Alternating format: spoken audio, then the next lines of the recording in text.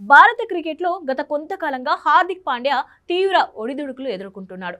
ఐపీఎల్లో ముంబై సారథిగా పగ్గాలు అందుకున్న తర్వాత ఫ్యాన్స్ నుంచి తీవ్ర ట్రోలింగ్ రావడం, దీనికి తోడు జట్టును సరిగ్గా నడిపించలేకపోవడంతో విమర్శల పాలయ్యాడు. అన్నిటికీ మించి అటు వ్యక్తిగత జీవితంలోనూ ఇబ్బందులు ఎదురయ్యాయి. నటాషా తన ఇన్స్టాగ్రామ్ ఖాతాలో హార్దిక్ తో కలిసి ఉన్న ఫోటోలను డిలీట్ చేశారు.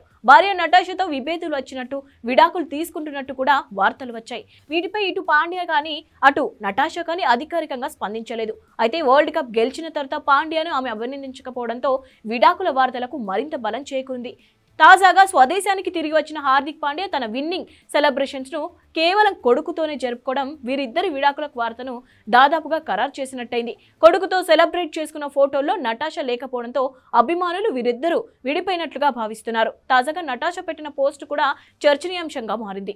జీవితంలో కొన్ని పరిస్థితుల్లో మనం ఒంటరిగా ఉంటామని, అలాంటి సమయం ఎవరూ తోడుగా లేరని బాధపడిన అవసరం లేదంటూ ఆమె వీడియోను పోస్ట్ చేసింది.